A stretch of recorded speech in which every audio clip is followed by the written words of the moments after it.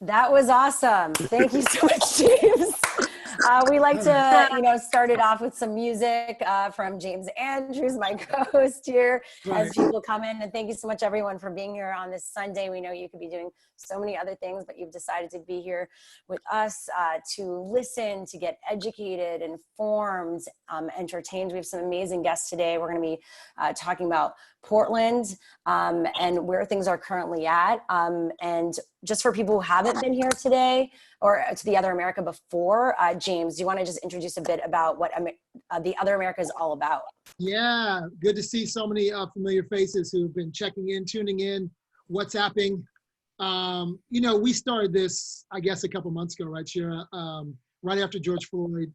And the intention for this space is to really impact really difficult conversations around race, around equity. Over the last, couple months, we've covered Black Lives Matter, the movement. We've covered the environmental justice space and the intersectionality between that and race. And we've talked about the Black queer community. And we had a tribute last week to John Lewis, which was right after we did a week of Atlanta, the irony in that. And we've done a lot. We've connected with a lot of you in WhatsApp after these things go down. It doesn't end, right? And we hold this space dear, to our hearts, because it's a lot of these conversations are the conversations that all of you are having and that we're having together. This is not meant to be a monologue. It's meant to be a dialogue. We've invited some folks that really know what they're talking about. In particular, with the subject of Portland tonight, you have some of the the leaders in the community, probably the folks that could tell you everything about Portland. And we think Portland's an important discussion right now in the fight against white supremacy and anti-racism. And so we bookend this with wonderful meditation. Usually we have somebody who does meditation for a living, but Shira and I do meditation for a living as well. It definitely is what starts our day. No emails, no social media till we started. So we do that on purpose. These are difficult conversations. We don't have all the answers. We're just here to hold space, create an opportunity to illuminate leaders around the country. And that's what we're going to do tonight. And we're going to start off with meditation, right, Shira? Or Yeah. Are you down to lead it today? Down. Yeah. Okay. And then we'll introduce our amazing guests. And then we want to check in with all of you as we get into this. All right, James. So take a deep breath. Let's take a deep breath in. And then out. And then in again. And when you get to the top, hold it for about 4 seconds. And then out.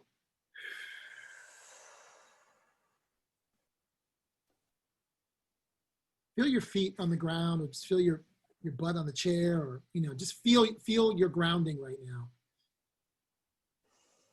We're here in a safe space to create conversation. We're thankful for the universe for providing this space. Breath in. Breath out. And thank you to our ancestors. Thank you for those who prayed for us before us, prayed over us. Those ancestors that walked the land that we're all on. We're thankful for our families, and we're thankful for the time and the privilege that we have. We've been fighting through so much, and we've been seeing so much death around us. And we just, want to send a blessing to those who have had physical, mental, and medical challenges, to your families. We wrap them in love tonight. For those of you that have family members that are hurting now, for those of you that have been hurting financially, we just wrap all of that, and we hear you.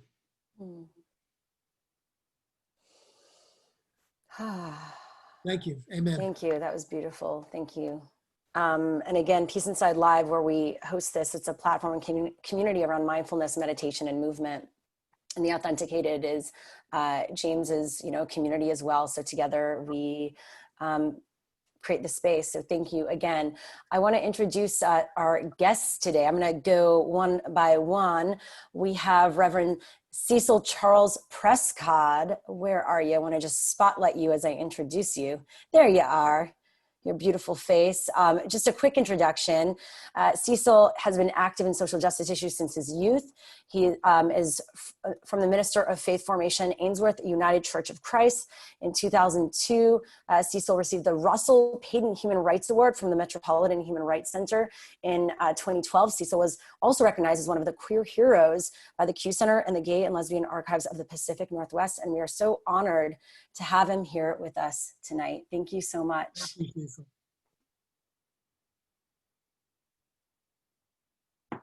You're on mute, Shira. Next up, we have a Demetria Hester. It's when we multitask. Where is she?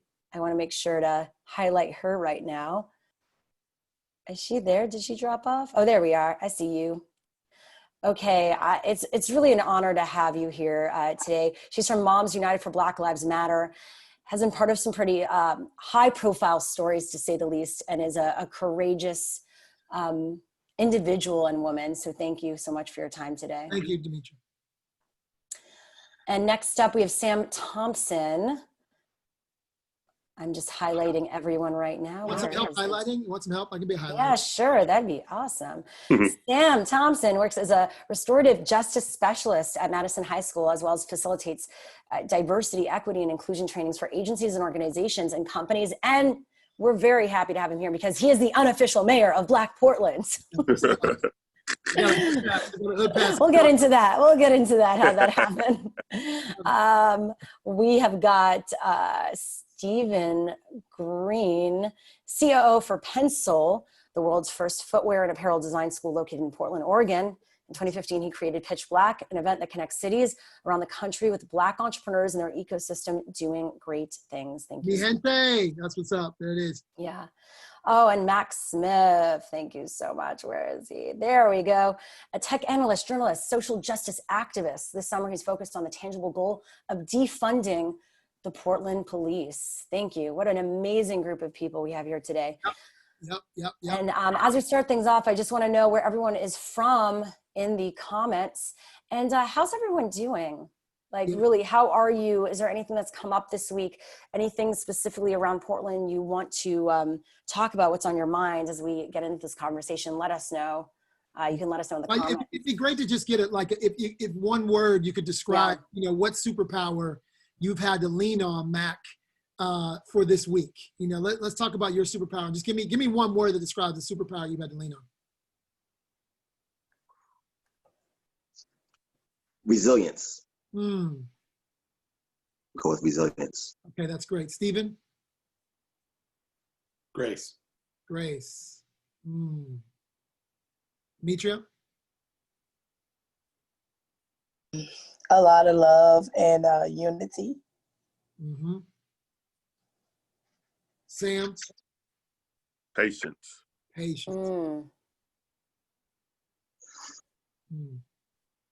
Okay. And everyone else can get involved in the chat and share theirs as yeah, well, we'd love to hear from you. Yeah. And also Kindred Connect, I just want to give a shout out because Gina's been so supportive of this and always promotes it as well. And she's here tonight. So thank you, Gina.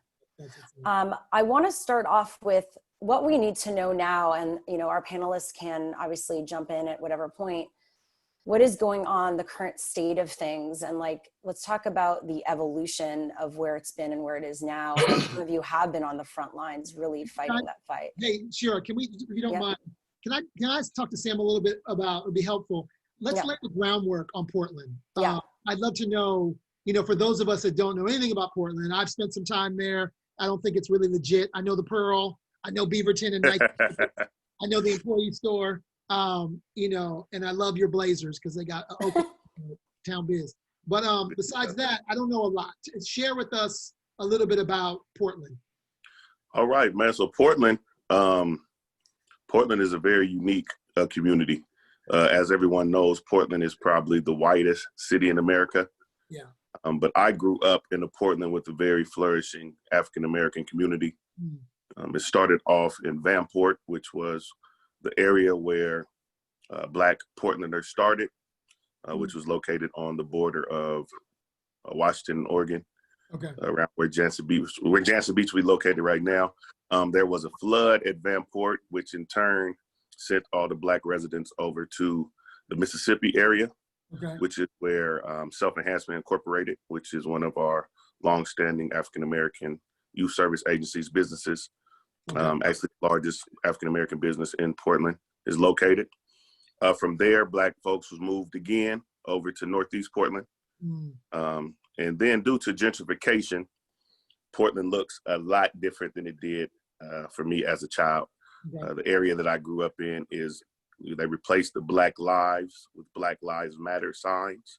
And so we are seeing the results and the evidence of when a people lose their home base. We don't have a home base at this particular time, and things are spread out. And so with what's happening right now, what we are trying to do once again is galvanize and collectivize all of our resources and people and create once again a self-sufficient, self-reliant Black community in Portland. But Black Portland is beautiful, man. Portland, if you've ever been here, is an amazing place.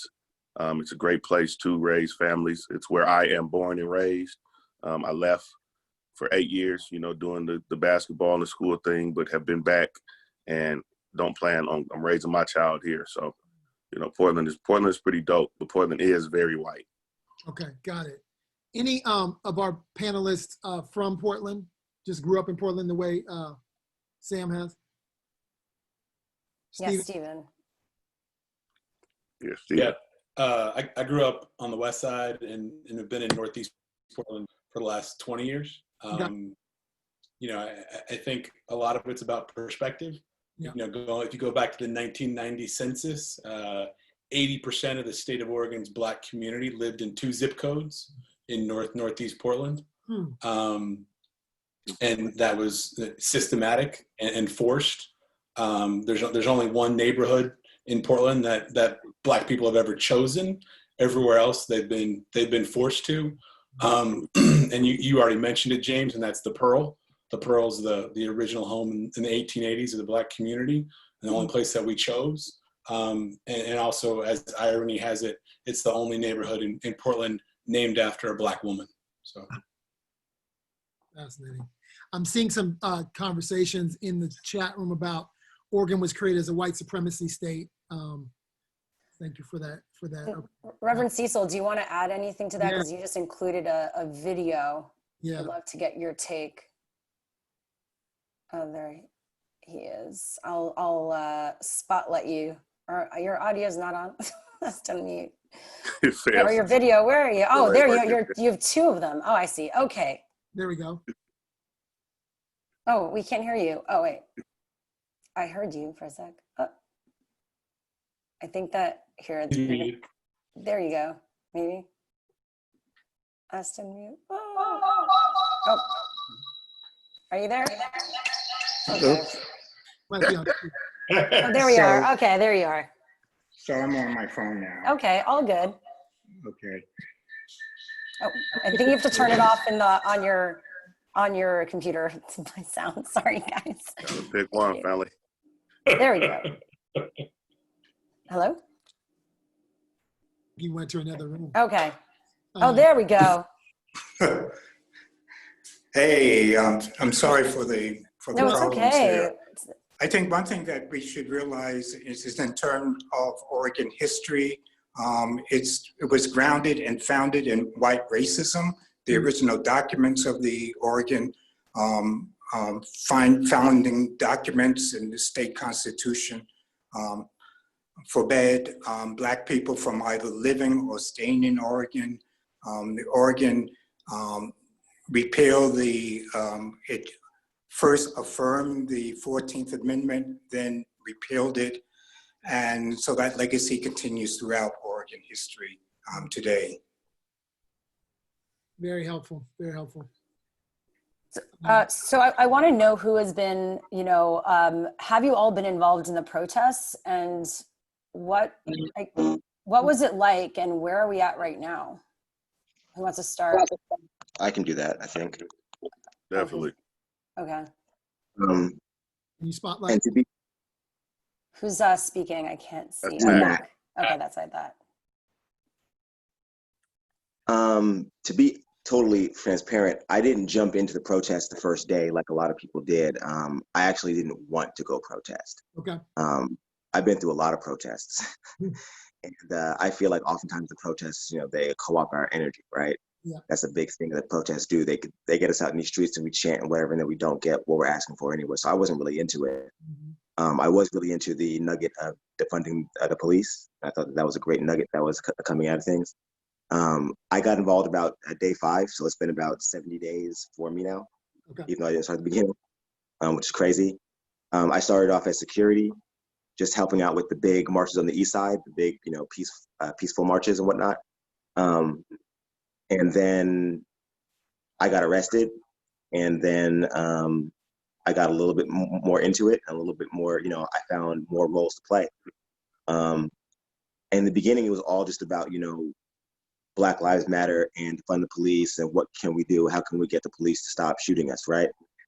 And we're still there, but we've gone through a lot in the process. We've dealt with the federal agents, we've dealt with all this other stuff, these other things, all these narrative wars with the media. But what's different now is that where I think a lot of people came out to protest, a lot of people stayed for a revolution. A lot of people are now looking at we can get all that we were asking for. First it was we're going to protest and hope we get some change. And now after 2 months of being in the street, people are like, I'm not going back home until I get what I asked for. So I think that's really what's changed now, is that people are looking at this as a revolution less than a protest or a series of protests.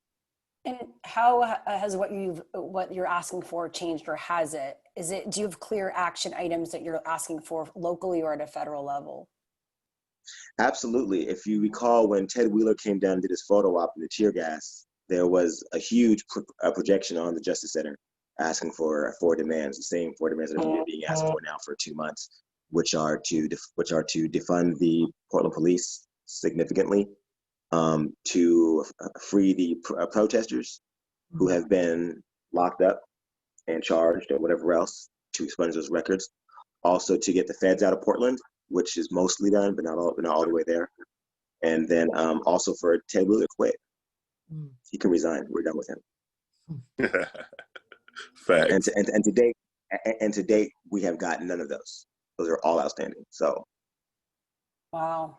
I want to know what it's going to take. Demetria, I know you've been out there, Moms for Black Lives Matter. Can you share your experience? Because you've just done some amazing things and unfortunately been in the line of fire. I've seen some of the news stories, if you want to share.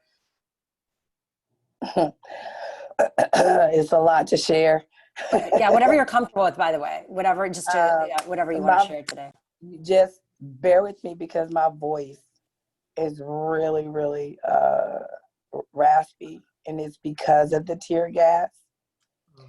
And I just want to say, even before the protesting, when I was going through the trial of Jeremy Joseph Christian, which is a known white supremacist in Portland, which the police knew who he was.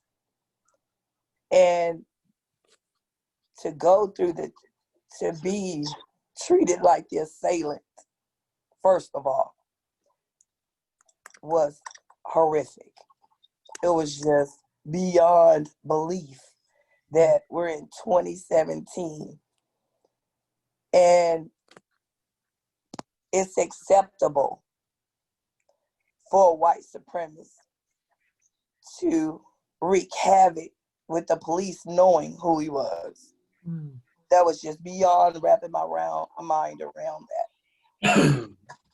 And when he assaulted me, there was not one person on that max that helped. That was disturbing.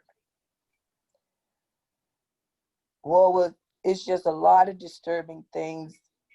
I don't know if anyone watched the max system, but if there's any kind of altercation, if there's any kind of altercation on the max, the driver is supposed to stop the train, call the police, and dissolve the problem.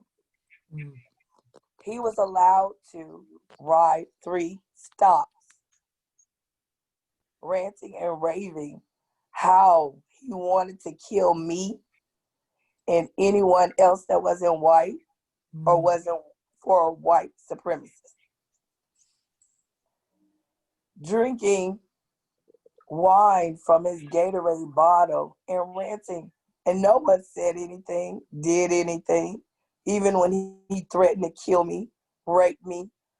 All of this happened while I was sitting behind the conductor's chair, because there's a lone seat behind the conductor's door. And that was the seat I always sit in, just with protection, just to be protected from if anything happens. I'm right there so the conductor can hear everything. I knocked on the conductor's door 10 times total. No response. I had to get off to catch another Max and a cab home from working a 10-hour cook day. All this happened. We get to the stop. He said, yeah, bitch, I got something for you now. The whole time on the Max, I wasn't thinking about, oh my God, I can't believe this is happening. What I'm trying to think about is, what can I do to protect myself without going to jail? Because this is the whitest state, and no matter if I use protection or not, I'm Black. So if I use excessive force and would have killed that man, that white man, I would have never saw the light of day. So as a Black woman, I had to choose an alternate for my life that he was trying to take, because they made it so if I use excessive force, I would have been going to jail. What kind of shit is that? What kind of world are we living in where I am a woman, a Black woman, and I have to sit and think about, if I protected myself, that I would be the one in jail, because that's reality in Portland, Oregon. And it's disgusting. And the TriMet supervisors watched the incident happen. The policy with TriMet is they cannot intervene. So if he would have killed me, they would have had to let it happen.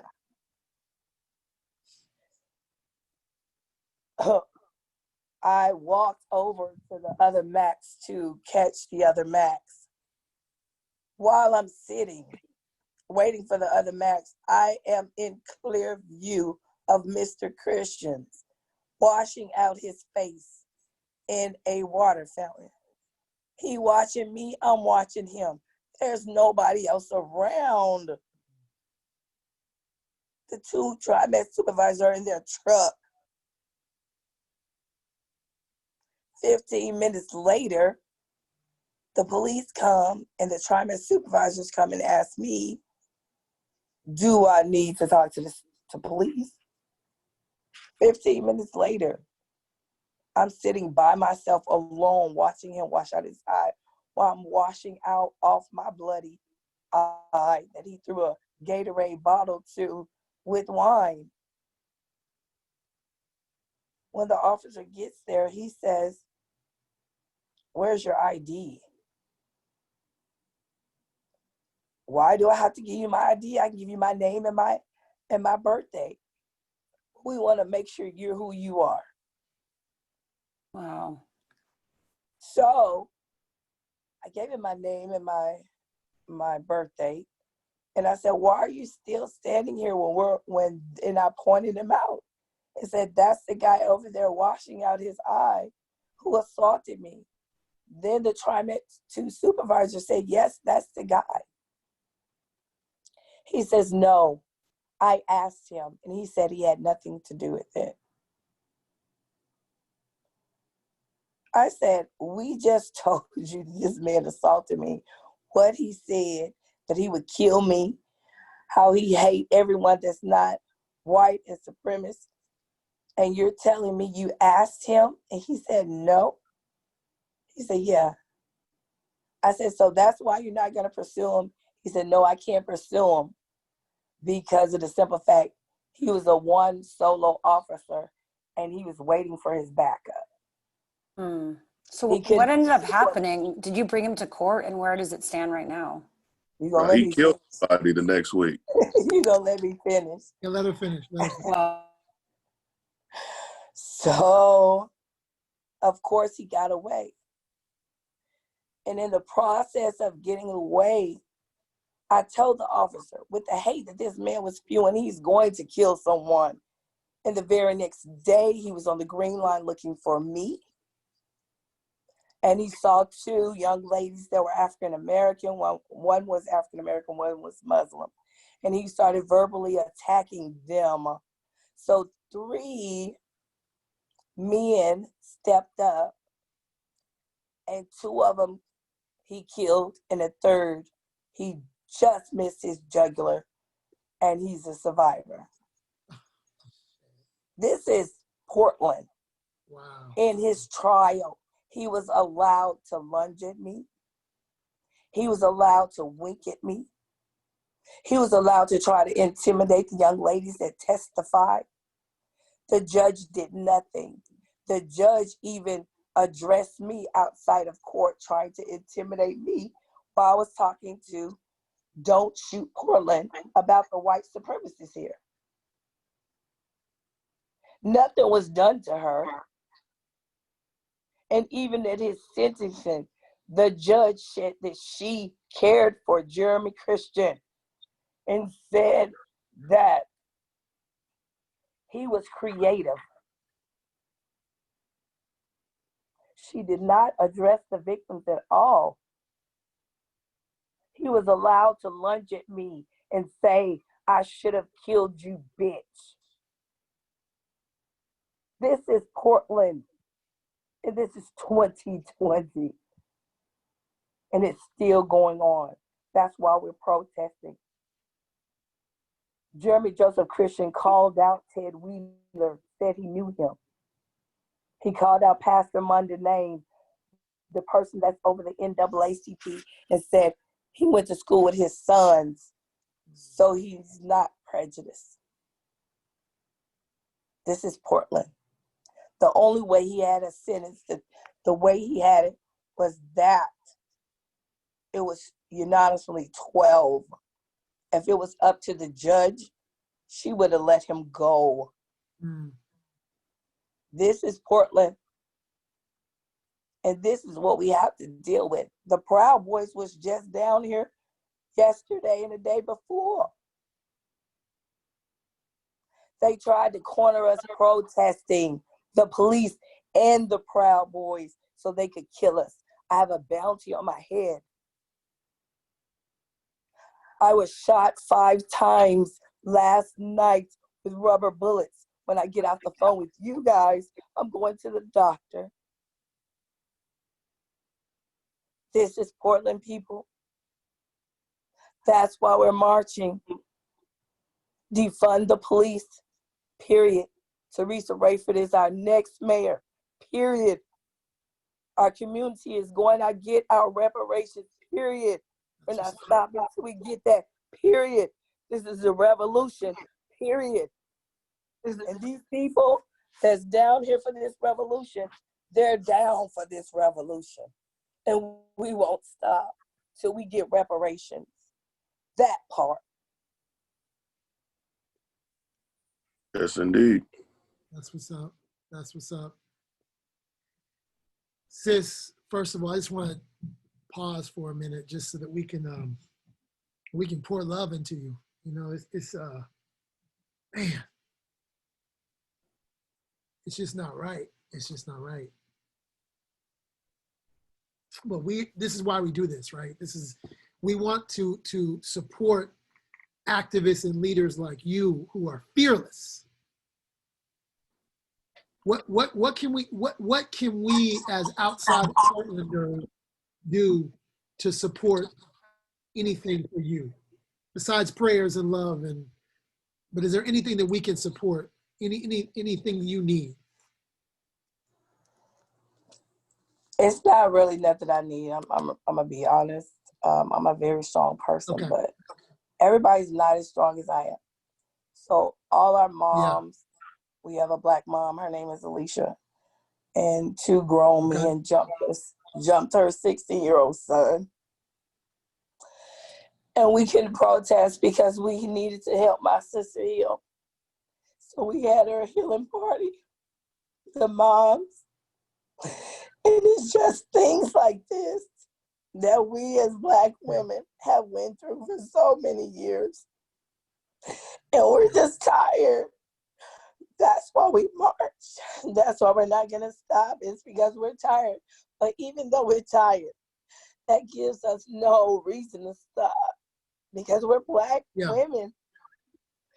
And why we want this to happen is because we all need healing with this reparation. We all can heal. We all want to heal, but we can't heal until we stop getting stabbed in the back. And until we get reparations and we set this United States right, we can't heal. The president needs to resign. There needs to be a Black woman, not another white man, a Black woman that knows our pain, that knows what we're going through, that knows it needs to be changed. That's what we need. That's what we need to heal and get our reparations, for a Black woman to come and help us and advocate for us as women to be treated equal, which we haven't ever been. That's what we need. We need to heal. And the only way we can heal is reparations, to dismantle everything that holds us as Black people in America back. And this is this government, these laws that are put in place to hold us back. All of this needs to be shut down. And everything needs to be done over for our benefit, not just for white people benefit. We are rich in our spirits. Our ancestors are calling us. They have us as warriors. And I will not stop because my ancestors told me that this is our fight and it will happen. So I'm not going to stop because our next generations are depending on us to make this revolution happen. And I'll be damned if I will not die for that. That part. Real shit. Thank you. Thank you. Thank you, Demetria. It was hard to witness and listen, and we need to hear it. We need to hear that. And I offer you and everyone else so many blessings and love and strength. And thank you. We just want people to stay woke. We just want people to stay woke and not go back to sleep. Because this coronavirus, while people are talking about is bad, no, it's not. This was a wake-up call. Everybody didn't wake up before. They was signing on for Ted Wheeler. But now it's a wake-up call. Teresa's finna be mayor because they wasn't woke.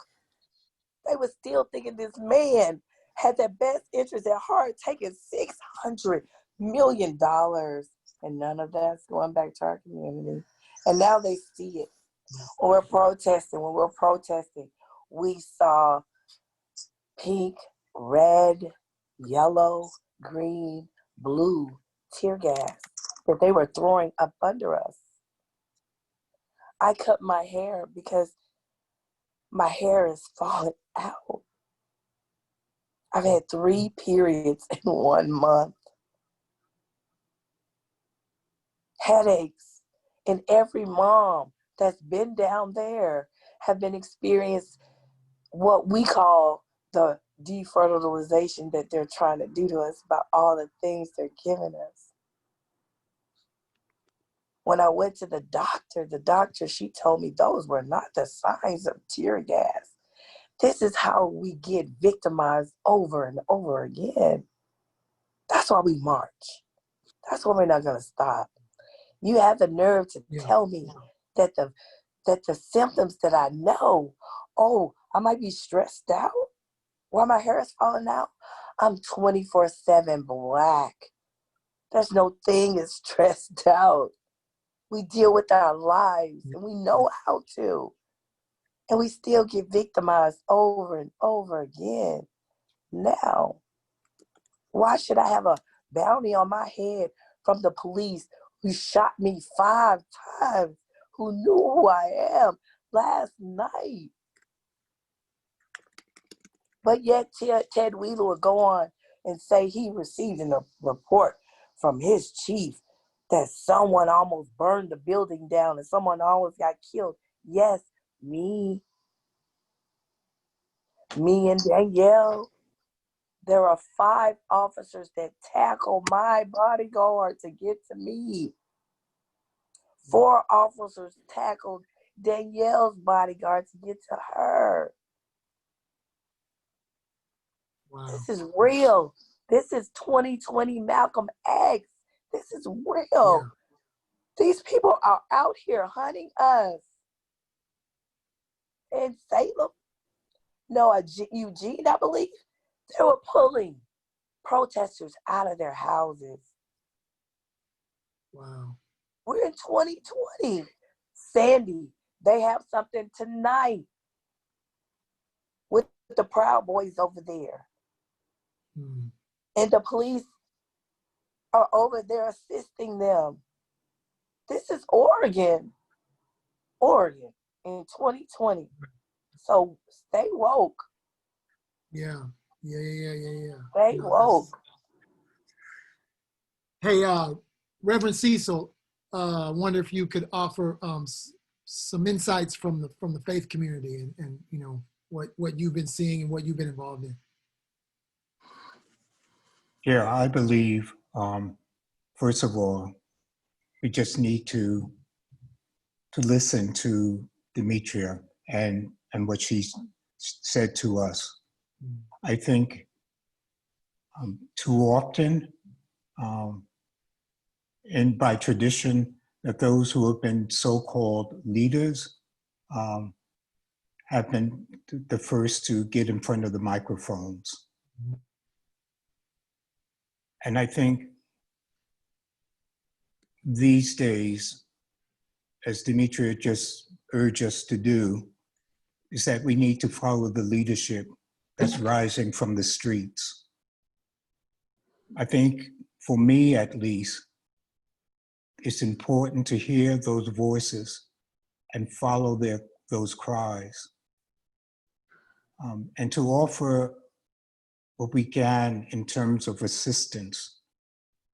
I think as a representative of an institution that is as racist as the police, talking about institutional church and religion, Yeah. that we have a lot of work to do for ourselves. And just as we need to hear the voices from the streets, those of us in institutions, we have to make sure to clean up our act and transform it into the place where we are in the forefront in the liberation struggles. And so as our dear sister just urged us, we need to stay woke, we need to listen, and we need to follow those voices. And sometimes we just have to sit down and let others rise up in this moment in history. Stephen, Sorry, I'm taking that in. This has been. yeah, definitely. I wanted to go to Stephen. Stephen, what's the, I feel like, and that's kind of what we're doing, you know, why we're doing this, if you could highlight Stephen, Shira. Part of this is about the story and the narrative and making sure that we get the word out. I mean, that's why we're doing this, right? So, you know, we have people that are tuning in. We have, 50 plus people here. we'll you know, we're going to share this with a lot of people. What's this?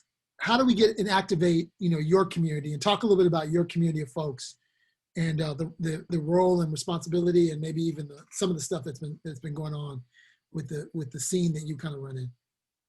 Yeah, so you know, my main focus is around, you know, economic development and working with Black businesses around the state and really around the country. And I think, you know, the first wave of things was COVID, and we already know that, you know, a lot of Black businesses around the country, and particularly in Oregon, were struggling before COVID hit.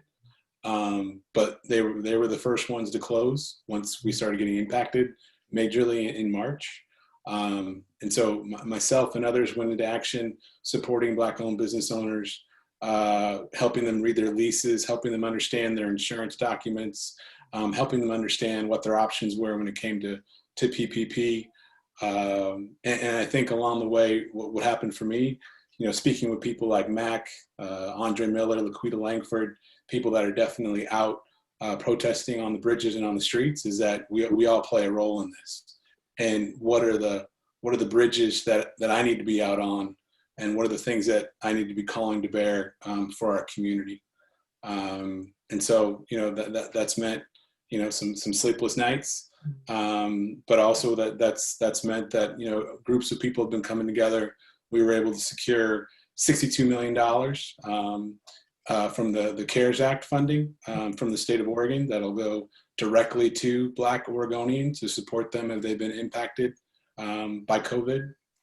And also another $2 million through Reimagine Oregon, which is going to look specifically at reimagining what the police looks like going forward. And so, you know, I think, you know, this is a time where we need all hands on deck. Yeah. And it's been amazing to see everyone step up and take their place in line to support what's needed right now. Do you have any links you could share in the chat for people to check out if they want to get involved, or share it with other people there who might be in need of that? Yeah. That'd be awesome. Hey, Sam, what is what's the conversation in Black Portland? I mean, besides the obvious, but what's the overall conversation within the community?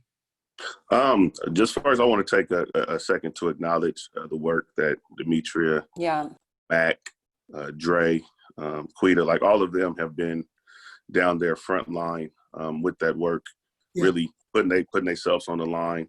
75 days of protest, nonstop with, you know, the feds, the police, collaborating with other white organizations, man, to really be at their head every day. And they've stayed dedicated. They stayed focused. They've stayed very, very resilient and diligent in the work they're doing, which in turn is allowing into the space of what Stephen was talking about, and how we can, in this moment of discomfort, create some real change for the Black community. And so what we've been focused on with Mac, very, very pushing that hard line of defunding the police, right? Taking the money from them that they aren't using the right way, reallocating those funds into services and things for the Black community. So we've been meeting with hundreds of Black men and women in Portland weekly, talking about what are the things that we need to do to make sure we do not let this opportunity, because that's what it is right now, right? We're in the middle of a pandemic. We're in the middle of financial depression. We are in the middle of a revolution and a new civil rights movement.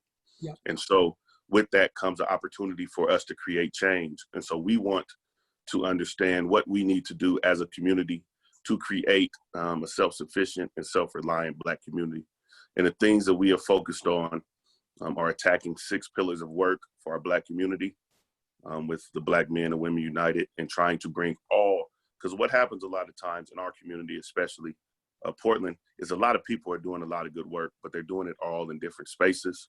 And a lot of times everyone's not privy to the information or even sure of the work of what others are doing.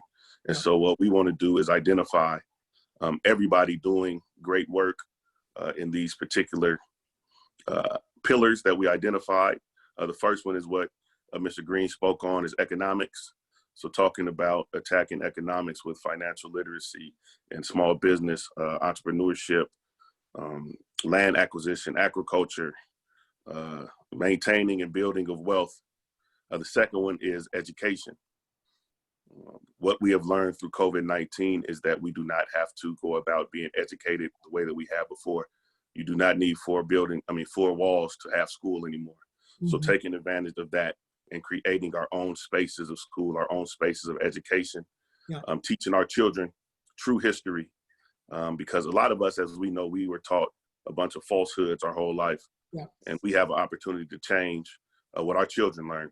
Mm-hmm. The next is stepping into healthcare. We know that African-American people are disproportionately treated when it comes to all forms of health. If it's oral health, public health, mental health, attacking that. The next step is what is happening right now in terms of what we're talking about with defunding the police. It's the community policing and safety, creating our own response teams, neighborhood or watch, attacking the intervention, prevention, transition, reentry, housing, all of the things that does make community. And then once we do get that said, established community, protecting it ourselves. Next is stepping into the space of politics, talking about laws, legislature, community and civic engagement, policy. And then the final is media, which we are doing right now, controlling our own narrative. Yep. We feel like we really do need to have a very, very firm step in place in our own media. A lot of times we get caught in doing things the way the white folks do, having press conferences, pleading to different news agencies to tell a story about us that's for us. It's no reason for us to utilize and allow other people to create their own narrative, create their own spin, to talk about things that are happening in the Black community. We have an opportunity and we have a voice to fund and have our own media. We have 2 Black newspapers here. We have a Black radio station. If you know anything about our community, Facebook is our news. We're not watching Channel 12 and Channel 8, and Channel 6 and Channel 2. Creating a media that we can tell our stories the way that we need them to be told, and then allowing those that look like us to take that story out and present it to the masses. So if we feel that we attack those 6 pillars of work, which is again, economics, education, healthcare, community policing and safety, politics, and media, we will get into a space where we are self-sufficient, we are self-reliant, and what Demetria spoke on today that is very, very near and dear to me is that over time, our women have taken on way too much responsibility in the struggle. They have been placed into places of protection and lead in a lot of spaces that they have been the forefront of everything. One thing that we always can count on and we always can guarantee is that Black women will show up.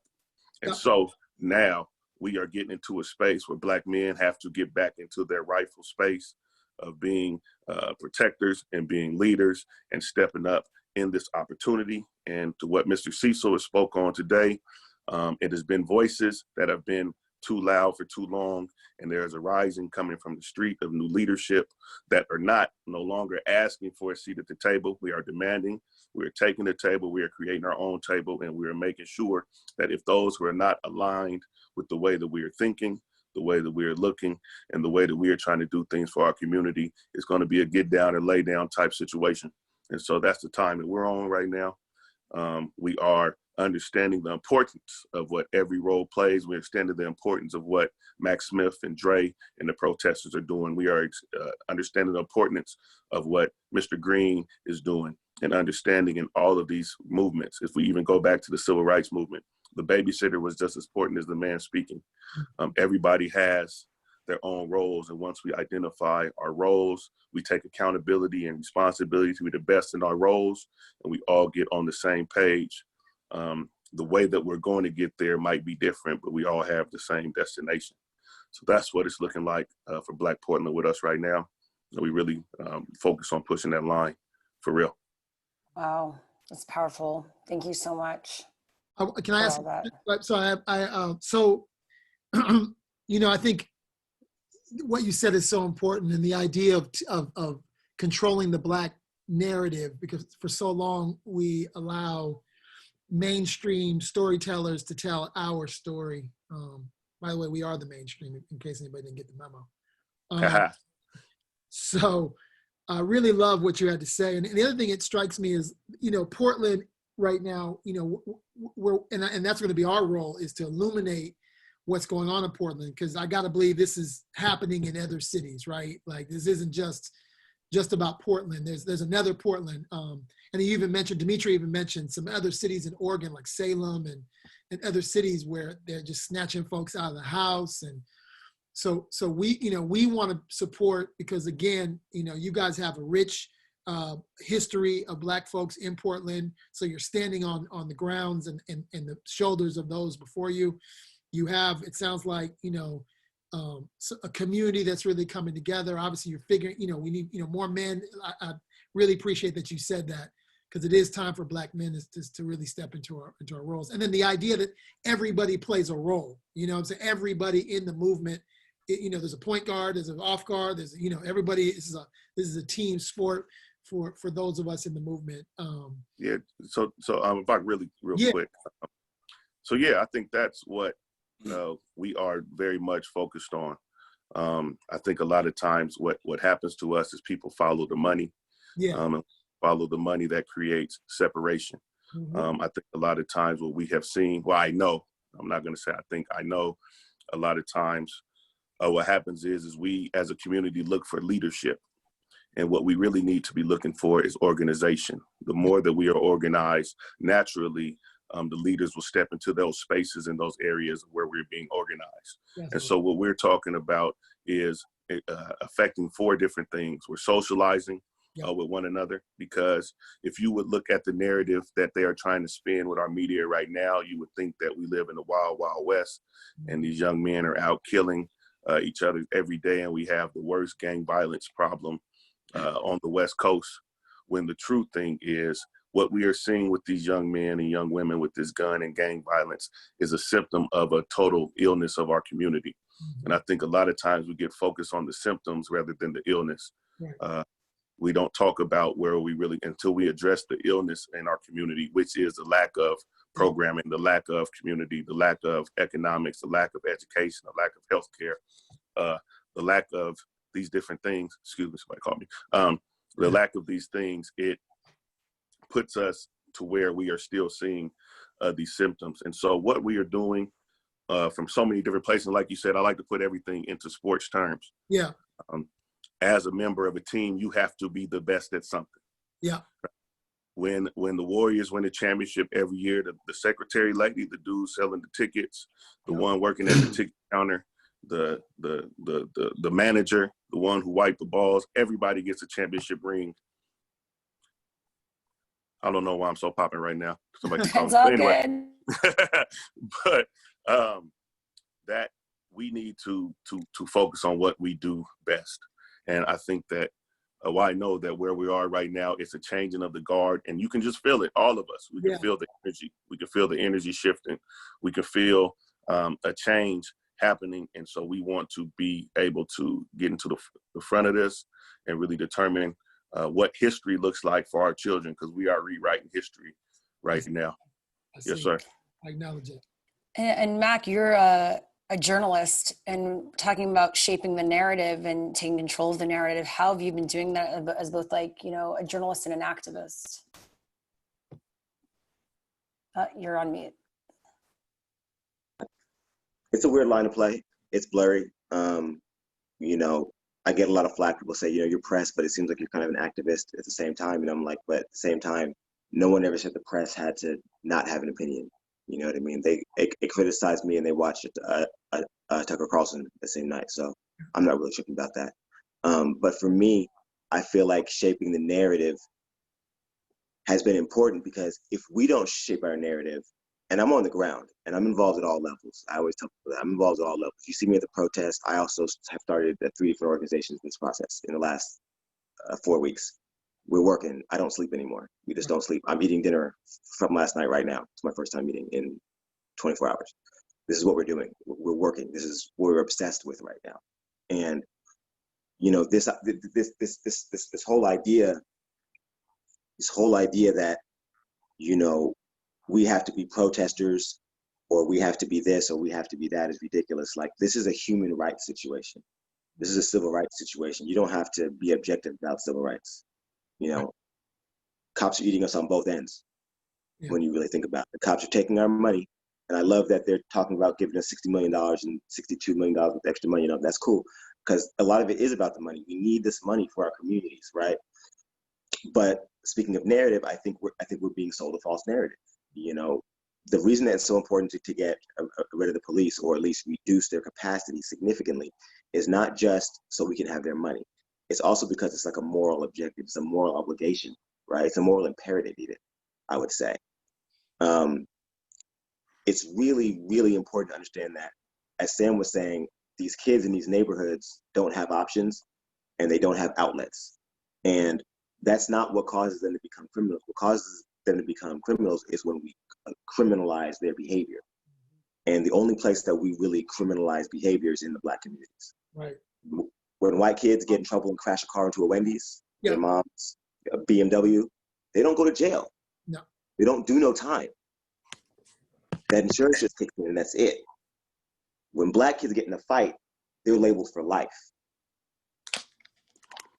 You know, I'm sure you guys have heard the stories of David Stoudemire almost didn't go to the NBA, just like Allen Iverson almost didn't go to the NBA because of a fight. Yeah. Somebody tried to jump him and they hit back. I think Damon hit somebody with a lunch tray and almost got a measure 11. You know what I mean? It's that kind of stuff that holds our gems back. Everybody's not going to make it. We know that from any community. But in the Black community, if you're not doing well, they criminalize you. And if you're doing well, they criminalize you, right? It doesn't matter. They don't care at all. I got a brother that did 7 years at 17 for a weed charge. And the folks he was buying from got nothing. Right. White folks. So it's really a moral imperative because the police are eating us on both sides. You can't get ahead and then you have no resources. So Black people have been amazingly resilient, especially in the city. I moved here in '92 from New York City. I was 11 years old. I met Sam in high school playing basketball at Grant my senior year. You know what I'm saying? So I remember there being a Black community. I went to the masjid on MLK. You know, there was Black people when we found Northeast Portland after living in Clackamas and Vancouver. We were like, oh my God, we found them. We're here. We're back. I'm from Queens. You know what I'm saying? I'm used to Black people. So it's different, you know? And now we're just scattered. There's nowhere for us to even be. So our narrative is so important. We have to tell our narrative because there's no community for us to tell it in. The only time that our Black leaders get press conferences is when the cops call and talk about violence. Come on, man. Talk about it. You know what I'm talking about, Sam. And then they go up there and they say, well, you know, I can't condone violence because I'm getting these checks from the Democratic Party and PALF and whatever else. I'm getting these checks from NAACP, so I can't talk bad about nobody. I'm not getting checks from nobody. I can say whatever I want. That part. And so that part. And so that's that part. Thank you, Demetria. And so that's what we've been doing. I see Demetria, by the way, every night. I've seen Demetria like 5 times in the past 3 days. If we add this, it's like 6 times. I don't know how you have a voice at all. Because you chant the whole night.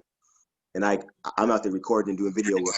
I'm just watching you, getting tired of watching you. So kudos to you, because period. For being out there. You're like a ray of sunshine every time I see you. It's like, yes, Demetria's here. We're on this. You know what I'm saying? We're on their heads again. Demetria's here. And that's really what it's about. Like, Thank we work you. hard. We work really hard. Demetria, We do. You guys don't understand how hard she goes. Like, she goes so hard. I was out there getting chased next to her yesterday. I ran hid behind her for a minute. You know what I'm saying? I'm not trying to get snatched again. You know? But this is where we are. And at the same time, during the day, I'm up at 6 o'clock in the morning, checking my emails, getting through all these tweets and stuff, finding all these messages, trying to get these t-shirts off to try and make some more money to fund this Black education initiative that I've been talking to them about. Yeah, Mac, you ain't never lied. Mac, you ain't never lied on everything you said. Thank you. On everything you said. You ain't never lied on the fact of what he was talking about how we're perceived so violent. Days go by and I don't even know what day it was, forgive me, but I know it had to be 3 days ago that we were protesting and a truck came through the protesting. What? Ran over a motorcycle and kept going, baby. Dragged it. Kept going. Dragged it. They So Guess who the driver was? A son of an ex-cop. He did not get any charges.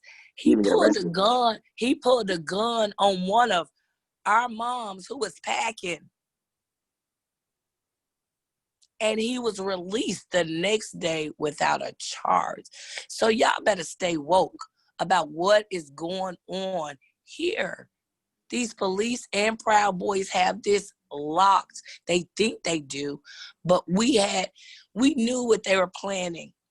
We knew what we were planning. That's why we didn't go to the precinct the first night the Proud Boys was there, and the second night, because they cattled the protesters and started arresting them. It was people that had to jump over fences to get away. And all we were doing was saying, defund the police, Black Lives Matter. We had our hands up. They shot me in my back and my front. And all we were doing was walking. I have two on my legs in the back, one on my leg, two on my legs in the front, one on my breast. They don't care. They don't care. And they're doing this to moms. And every night I remind them that their mom hates you. You know your mom hates you, right? You sure do. You be on it. You know your mom hates you, right? You just shot your mom.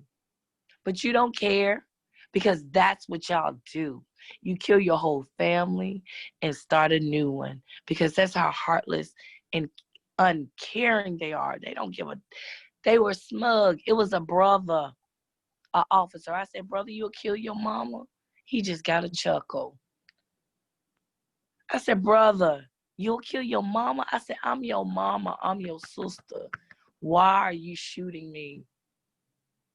Why are you trying to kill me, brother? A lady needed medical last night. One of our people. One of their people tried to come over and give her medical. We blocked it. No, thank you. We don't need nothing from you. They were hot, mad.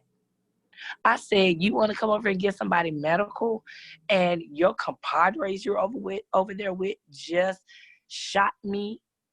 I didn't shoot you. I said, yeah, that's the typical answer, but you with them, you're associated with them. That part, people still think, police and anybody affiliated with them still think that you're a good person. How? When we watched you kill us in our beds, in the streets, in our houses, pretending that it was your house, in our society upholds all of that. She wants to file charges to get out early. The Black judge went over there and rubbed her hair, and the bailiff rubbed her hair after you done killed one of our brothers. How corrupt is our system, people? Y'all better stay woke about what's going on and how this system is built to keep us down. That's why this revolution is necessary. That's why we don't sleep. Yeah. That's why we don't eat. That's why we go hard. That's why this revolution was given to us as warriors. And we not going to stop until we get it. Our reparations is due. And that's the big part to me, is like, you know, these protests have been in the hands of the soldiers who have been working this. And what people do, the things that people don't see, because on the news what you hear is the protesters, Antifa, it's a bunch of white people, Black folks don't want this, right? Right. That's what you hear, because the NAACP says we don't want this. Yeah. And, you know, whoever, you know, Right. Daryl Turner, head of the police union, says we don't want this. I'm Black and I don't want this. So we just say, okay, it's in the news, that's good. But like what you're not seeing is like what Demetria said. Yes, we do. Black people want this. Everybody here is Black right now. That's interesting. That's actually the narrative I heard, not knowing anything about Portland. That's what I was hearing. I was right. like, That's the media and There's their a own. lot of white people here, but you got to understand, like, white people are out there because they're sick of us being abused.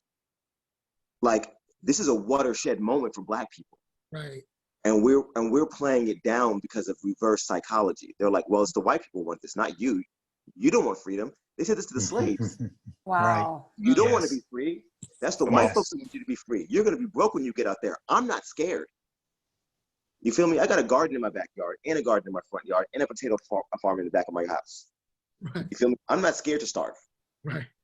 I got this shit. You know what I mean? And that's what we all got to be. I started a garden block this week, Wow. and we got a bunch of people, a bunch of radicals, and we're always in the garden. We're in the garden We've everywhere. been We're gonna starving start- our whole lives. We've been making lemonade out of lemons our whole life. You think this is some shit? Listen, This and now ain't shit. we ain't got to eat these collard greens no more. We can grow anything in our yard. You know what I'm saying? We can grow anything. I got lemons growing out here in Oregon. It's that simple. We can all do this. You know what I mean? But we have to take care of each other. We got to tend our soil. Like metaphorically, we have to tend our soil. You know what I mean? We can't just keep on picking the fruits, because eventually there's not going to be any fruit left. And that's what happens. And the cops keep on saying, well, there's not enough crime. We still got to fill these jails. So they hire more cops and train them more. And they made more laws to arrest us more. And they put more cops in our neighborhoods. So when we talk about we need cops in these neighborhoods, they're not talking about putting these cops in Laurelhurst. That's right. Right. They're putting these cops on 152nd and Gleason. Mm-hmm. They put these cops in St. John's. They're putting these cops wherever street they find more than 3 or 4 of us, that's where the cops at. And they pulling us over, and they're making money off these tickets, and they're making us broke. I got an $8,000 inheritance from my granddad in 2006, I think. I was like 26 years old, and I spent it all on traffic tickets just to get my license. Come on, man. The payment program. You feel me? You feel me? You feel me? And that's crazy. Like, I'm a good dude. I've been in my job for 20 years. We did it. You know what I'm saying? I own a house. I own multiple vehicles. I take care of my family. I have 4 kids, and they all here right now. Oh, sorry. Every single one of them. I get along with my ex-wife and baby mamas and everybody. You know what I mean? But I can barely hold my license. I can barely keep a driver's license because I get pulled over so often for nothing, for being black, for being in my car. You know what I'm saying? It's to the point where I'm like, babe, can you just drive? Because I got to go to Oswego. You know what I mean? And that's where the cops are causing us problems. They have too much time and too much money, and they're taking that money from us. And they're using that money back against us. So we're paying. I don't even drive. I hear I you. don't I don't drive. want to. It gives me PTSD. Yes. Mac, I want to know about your education organization so people know about it before we kind of go to questions or other comments. Yeah, and it's not an organization yet. It's just an idea right now. Okay, yeah. Talk to a few people. What we're really talking to. Actually, this is how I got involved with Sam and doing this. We had a call one night, like, I don't know, was it midnight? Let's call each other. We was both up. I had to talk to everyone on the phone, but that call. And we were like, you know, in this age of COVID, here we are with these kids that can't even go to school, right? They're not going to school. I got 2 kids in high school and a kid in middle school, and none of them did any work since February, right? This has been like, they've been like, yeah, ain't no grades, we done. It's remote learning, is in Zoom. I work for the school district, so yeah, I get it. I'm gonna log in every once in a while and say I'm there, and it's what it is. For me, I don't really care because I teach my kids at home anyway, regardless if they go to school or not. We're teaching stuff, but it was hard. I had started to rely on some of that high school stuff, sciences and things. I don't have time to be teaching them chemistry, right? I don't have the expertise to teach them chemistry. I can help them with it, but I can't really be the leader. You know what I'm saying? I'm not a chemist, but we said, what if we took these same programs that these kids use that are celebrities, and they homeschool and they go to school for 2 years and they graduate high school, right? They graduate 16, right? Like Usher and Monica and all these people that we know that we were in high school with. They all didn't go to our regular high schools. They went and did the Cambridge joint online, and they graduated, right? They did the paper. Back then, probably the paper if I wasn't even online. But they finished it in 2 years. They do all their schoolwork. Why can't we have a curriculum that's like that, that's geared towards Black students? It teaches them real history. It doesn't teach them about Santa Claus and Christopher Columbus and Mickey Mouse. It teaches them all the real stuff, and they can be educated early in their lives. And then we can, in high school, if these kids aren't interested in being in classrooms, they have ADD, they don't want to be sitting down, they can do it at home on their own schedule, and they can graduate. And we can incorporate gardening and volunteering and veterinary stuff and all that kind of stuff in the work. We can involve carpentry, exposure to different things, and give these kids real options that they can't get in the classroom with 30 other kids. And when people start seeing Black kids graduating at 16 years old and going to get their AAs and being 18 years old, what does that do to society as a whole? Because when Black lives matter, all lives matter, right? So that's kind of what we're talking about, is doing things like that. So I've raised like a little over $5,000 over the past couple of weeks just on that initiative.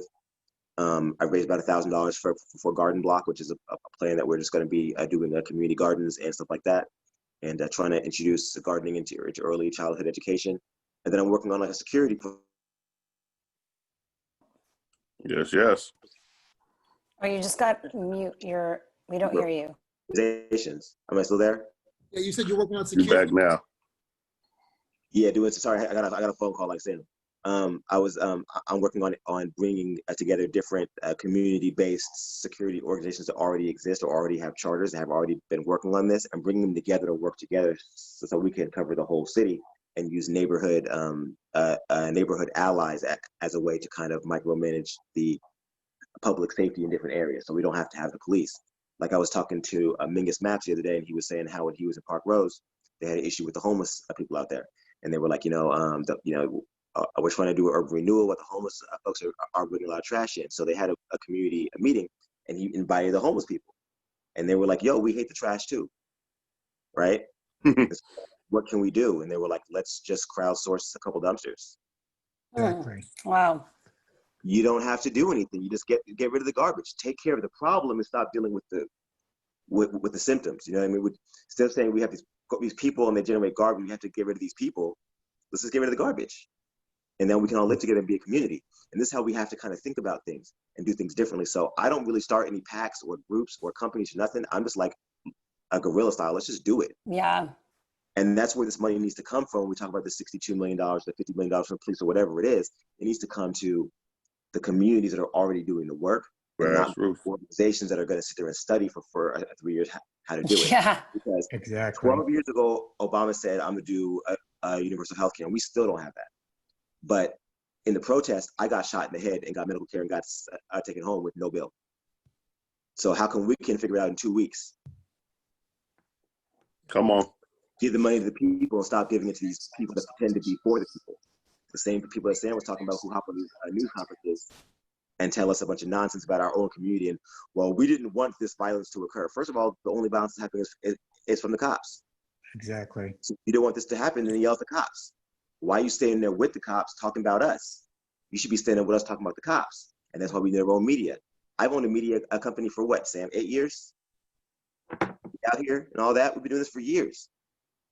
I ain't never got no funding from the NAACP.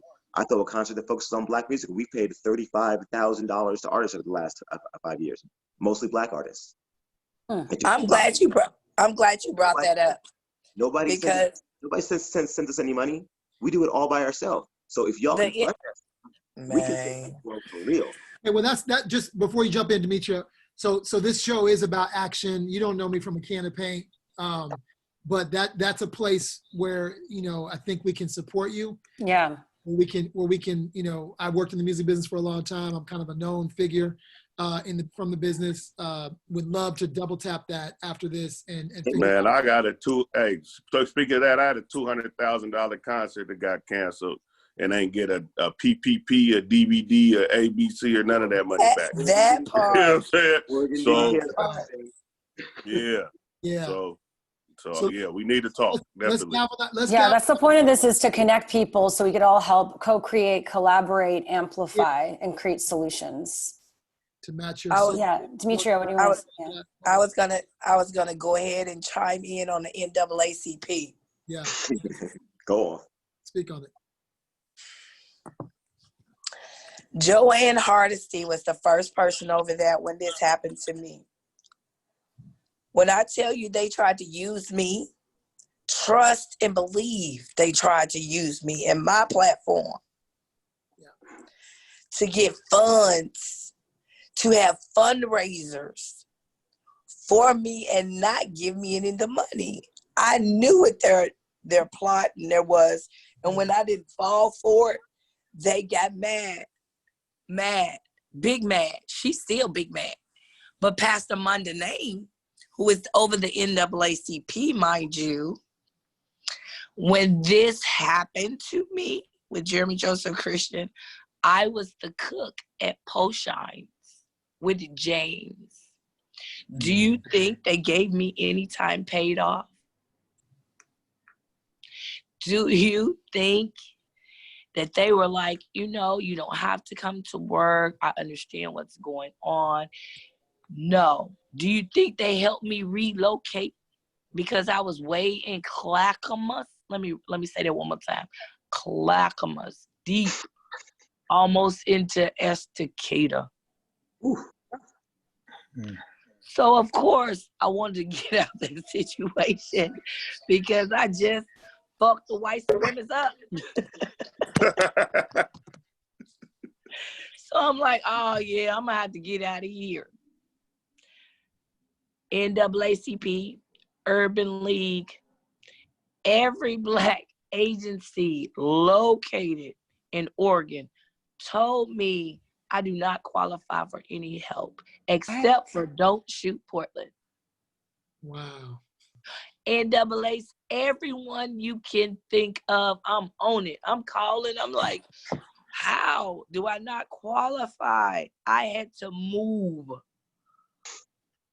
Working with a black eye for 3 months as a cook. No support financially, but from Don't Shoot Portland. And the only way that I got in touch with Teresa, because the NAACP wasn't even giving me her number, everybody was blocking her from me. Every organization was blocking her. But when I finally got in touch with her, she told me, I didn't even know who she was when she was at the press conference. And I asked Pastor Monday, I said, who is that? He was just like somebody from the community. That part, all of this is money motivated. No one's got in touch with me and helped me move. There ain't nobody paid for me to stay in this hotel. Ain't nobody paid for me to do nothing. This is coming out of the money that we work hard for because that's in our hearts. Yeah. That's what we do. But for these organizations to get up here and like Al Sharpton, where y'all been? Right. Jesse Jackson, where y'all been? This Show up stuff on that has money been train. going on for so long. But yet y'all quick to get up on TV. You quick to say you doing this. You quick to say we need to do this. God is so good because this organization's Moms United for Black Lives Matter, let me tell you, within 24 hours, God blessed this whole organization by allowing us to be able to purchase what we need to purchase to go to the 57th anniversary of Martin Luther King marching in DC. So you better know this is a revolution. Our reparations is here and we not stopping. Everything came, the house, the flight, everything. God just blew the roof off what Satan was trying to do. We are going. We're going to go get our reparations and everything is going to be at peace. We're going to be able to walk around the street like we used to and speak to people. Go to your neighbor's house and say, you coming over for dinner tonight? Things like that. Our community healing. Yeah. Knowing that each other got our back. What do we say, Mac, when we out there? I got your back. I got your You back. got my back. I got your back. Your back. I got You your back. got my back. I got your These back. are people chanting this because they have our back. Of all races, they come down representing for Black Lives Matter, and I make sure that they do not forget that Black Lives Matter. That part. That part. Thank you. I want to go to Reverend Cecil, just before we go to some of our amazing kind of community who joined us today. Just anything else you want to share as you've been hearing from your fellow Portlanders, I guess is that the word, and people on the front lines. Yeah, what I think we've been hearing is how the grassroots are rising up, and that the so-called gatekeepers are not who they think they are. Talk about it. I think what we need to do, what we need to continue to do, and this happens over and over again with movements. We just memorialize John Lewis. And, you know, we say he was this great man, and that he was. But we forget that as a 23-year-old organizer who continued to hit his head against the established gatekeepers, against the NAACP, against the Urban League. And, you know, you talked about, Demetrius, about the March on Washington. You know, when he went to that march, those gatekeepers did not want him to speak. They did not want him to say what he wanted to say. They pulled him aside and tried to change his speech. You know, they changed some of the words, but yet he was able to talk about the revolution that was happening on the streets. And so for all, you know, all who are on the front lines, continue on, that you are following on the tradition and the strength of those who went before us. And, you know, the struggle continues, a lucha continua, and, you know, more power to you, more power to us. That's what's up. Thank you, Reverend. We want to, just as we wrap things up, go to the community. If anyone has anything, a lot of people have been sharing resources. Thank you, Stacy, Catherine, who was here. Cheryl's been in the chat. Kim, we really appreciate your contributions. Let us know if you want to get on camera, audio. Yeah, we're open. Yeah, you can put it in the chat or let me know, put a hand up if you want, and we'll unmute you. Yeah, this has been powerful. For those of you that joined late, because we do have some people share that joined late, this is Black Portland. This is our attempt and our giftedness in creating digital space. We so want to be right there with you. And so what we're doing with this, for those of you that have joined Other America before, you know, the Other America was a Dr. King speech that he gave at Stanford in '68. And, you know, there is another America. And I hope, you know, tonight that a lot of you, I see people from Atlanta, I see people from all over the country, if not all over the world, watching this tonight. This is Portland. And Demetria said that so many times. This is Portland. This is what's going on in Portland. And I know for myself, I haven't had a chance to pipe into the real streets, the real conversation. And so this has been incredibly important for me. I'm swirling with resource ideas and things that I know. This is kind of the mode I kick into when that's my role as a team player on the revolution against the fight against white supremacy. You know, so I'm already swirling around with ideas and things that I want to bring out of my quiver to give to these lovely brothers and sisters, my brothers and sisters in Portland. But for all of you in the audience who are listening, I don't care if you're white. I see people saying I'm white. We want to hear from you. These are the moments when you want to ask those have those questions. We are in a safe space to talk about things. So please don't not ask questions because you are white. Don't ask questions. But you know, if you have something to say, we've created this space for that. Yeah. I also wanted to say something about the Resilience Black Fund. I think that is what's the name of it. Is that right, Mac? The Black Resilience Fund? Black Resilience Fund. Okay, so so with that organization, they've collected over millions of dollars. But you have to tell a story, fill out an application, and you only can get it once. Okay. They've given out, I think, $700,000, I believe. Right, and they have millions. And they have millions. I don't know if it's millions. I don't know though. They got a million. Yeah, they got a million. Okay, so yeah, they still dishing it out as well. But let me put you on what I personally know. The meals that they're feeding the homeless, right? Because they feed the homeless, right?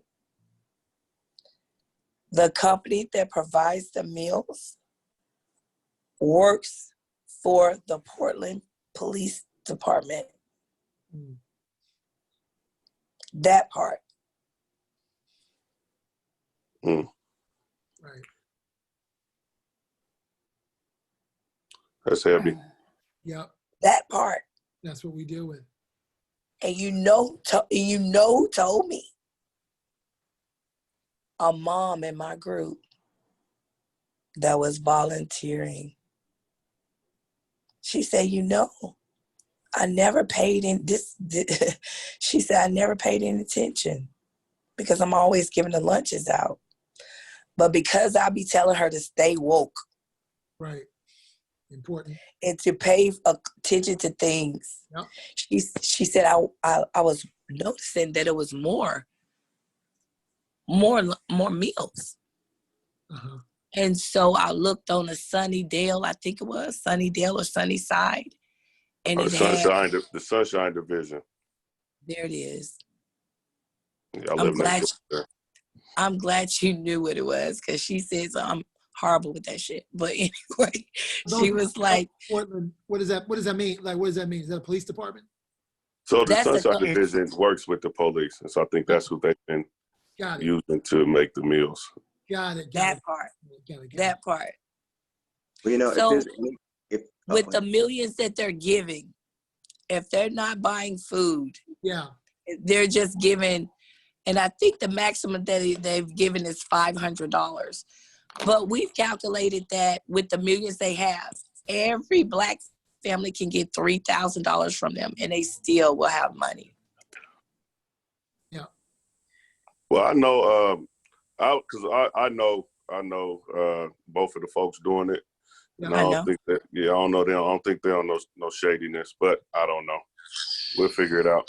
Let me ask you another question, because we know there are. I'm going out on a wild limb right now on this one. I already know what the answer is going to be, but I do know that there are corporations in Portland. There are major companies. Are they even in the conversation? Like Nike and Intel specifically, just to give some context. No. Nike, Intel, Adidas. There's a few of them. Yeah. I would put out that Adidas is looking to do some work already. We've had some talks with them, and the Timbers as well have been really helpful. Okay. Yeah. Also, Nike's written a couple checks as well. Yeah, they've written some checks for sure. I mean, everybody writes checks, when they're billionaires, they write checks, but there's been some real, I think the hard thing, and I encourage everyone, before any of this, the beginning of this shit, I told everybody, we need to look, excuse my language, tell everybody, we need to look up the understanding of the words performative. Yes. And the definition of co-option. Yeah. What it means to be co-opted. Because these are the tools that are used to counter against a revolution. Yep. The reason the feds were here is because they saw a revolution growing. It wasn't because of the protests or the signs, like they said. It's because they saw a change coming that could infect the country. That's and right. When we can recognize, like Demetria said, and I know Cameron Witten, he's the one that runs the Black Resilience Fund, and he's offered me help as well. He hasn't given me any help yet. We've had some conversations, but I prefer to stay independent in my work. Yeah. But I think it's very easy to stand next to someone who has the best intentions, who might be standing next to someone that does not have the best intentions. Right. Or someone could have the best intentions, but it's not the intention that's actually already there. That is trying to jump into your intention and stand with you and then change your plans. And we see that a lot when I talk about defunding the police. You look in the news and there's constantly questions of, well, what do they want? There are no clear demands. And what does defund mean? Those aren't actual questions. Those are things that everyone knows the answer to as long as you just go to Google and look it up. Yeah. Right? You're confused, look it up. Just ask the question. But instead they want to sit on my Twitter or my Facebook and ask me the same question over and over again. Right? That's because they're being fed these questions through media. Yeah. Because they're being fed these questions through people in our communities. I've caught some flack. Sam's caught some flack talking about how this works. When we want to change, they call the NAACP. Right. And the NAACP comes in and says, we're the Black community. Let's tell you what we need. And then they hold the money. That's right. That's being co-opted. That's them saying there's this movement. Whenever I hear folks focusing on, is this about the Black Lives Matter? I always say that doesn't make any sense, because Black Lives Matter is an organization and a motto, right? So you might be with the spirit of Black lives and you might be doing things for Black lives, but we don't do things for Black Lives Matter. I don't work for that nonprofit organization. Right. Come on. We have actual goals. If we are protesting something, you have to protest against something. You can't protest for something. That doesn't make any sense. So I'm not protesting Black lives. I'm protesting the killing of Black lives by police. So when people can't think that through, it's usually because their thoughts have been co-opted. It's not always a matter of I'm going to go and join the cops, right? Sometimes it's a matter of, well, I'm trying to throw a parade and I know this guy and he's in good with the cops and he can make sure they don't mess with us. But then to do that, you have to offer concessions. So now you've been co-opted. That's right. And that's what we have to understand. As we do all of this, we have to put everything through a lens of performative action. Like Sam said earlier, they replaced the Black people with Black Lives Matter signs. That's performative action. When we say, oh, we need to defund the police, and you say, I'll give you a Juneteenth holiday. That's a performative action. You didn't actually do anything. You didn't actually give me what I need. I can't feel that change in my body, as my friend Destiny says. That's not a feeling I can change in my body. So we'll be in these streets until we can have a change we can feel in our body. That's what's up. That's what's up. I see some people have joined. For those of you that, a few of you joined late, I put the APB out on my text message to make sure people came in. So we have some people that have come in. I see Rick Fossum in Atlanta. I see Sir Bailey. I see Gina Belafonte. We got some real fighters and warriors from other cities that have joined. You're here with the front lines of Portland. You are here with the folks that are here. Jessica Care Moore. Oh, what's up, Jessica? Yes, I saw her. What's up, Jessica? Jessica from Detroit representing the D. What up, though? So we got everybody in here. You got support. You have an incredible group of people. Demetria, you have a crew. Mac, you have a crew. Sam, you have a crew. Stephen, we are here. Any questions? Just real quick, one quick word, Shira, from each of them before we sort of move on. But yeah, if you guys have any questions, but just one message, if we can get that from you. As we wrap it up, yeah. Yeah. I'll go. Your voice. Start, yeah. Demetria's voice is Sam. Is it Sam wanted to go? Who wanted? Yeah, I can go. Okay. So for everybody that's tapped in across the country, something that we are focusing on that I think that I know that we should do in all of our cities is focus on these 6 pillars of work for the Black community. Focus on our economics, education, healthcare, community policing and safety, our politics, laws and policies, as well as media. If we control those, we control them things, we will create a self-sufficient and self-reliant Black community in all of our cities. Those are 6 things that we all can get behind. Again, as economics, education, healthcare, community policing and safety, politics, and media. We attack those things and find each person, find people in all those silos and get them to tap in with their expertise, their skills, and their passions. We can take this to the next level and we can create our own self-sufficient and self-reliant communities. So that's what my message is, and keep your foot on their neck. That's right. The same way they stayed on Georgia's neck. Stay on their neck. Hey, Sam. On their neck. Let me also say real quick before we go, or whatever is going on here. I stole this from Sam, and I've been saying it every single day, every single speech, everywhere I go. Unity does not require uniformity. We're all different. My dad's from Cuba. You know what I mean? I'm Muslim. Sam is Christian. He's from Portland. I'm from New York originally. We don't agree on everything at all. Yeah. But we can see a goal and reach it together. That's right. We don't have to be exactly the same. We don't have to agree on everything. We don't even have to like each other. That's right. But we can still be united. And the reason that we lose, especially as a minority, is because we fall apart inside. Yeah. We can't fight over the cake before we get it. Right. We need to get that cake, and then we can split it up. Then we can fight over the slices. But let's at least get that cake first. Reverend Cecil, do you want to go? Or Demetria? Yeah, sorry. Go ahead. Go ahead, Demetria. Okay, I'm sorry. Did you call me or no? Yeah, Demetria, yeah, go for it. It's fine. Go for it. Go for it. Listen, we want you to save your voice. You out there on the front lines, girl. Like, you need to just, whatever. You want to speak? It don't matter. I'll go, man, I will go voiceless and still be down there doing it in sign language. I love you. I love you. Black Lives Matter. In sign language.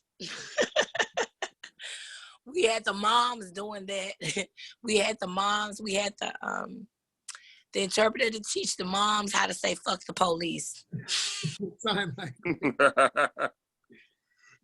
Hey, Demetria, some people joined late. Just tell them what you're working on. Tell them, you know, how they can get involved and check out what. involved. You know, Okay, so folks we're, what the situation is. I'm with the Moms United for Black Lives, and we're down there for Black Lives. We are working to make sure we get our reparations.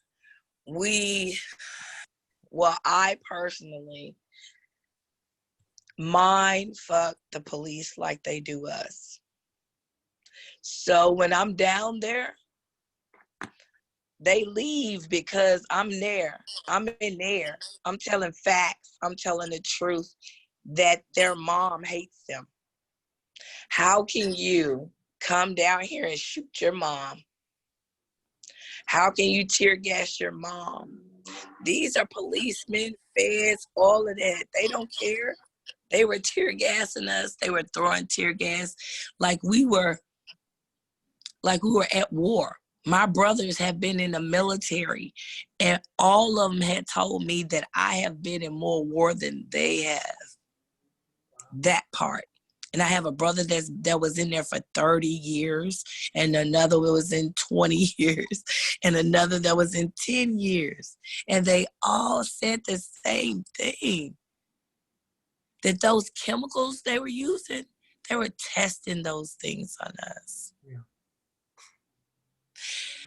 The friend has somebody in the FBI, and they sent out a note saying, do we have any volunteers that want to go to Portland, Oregon?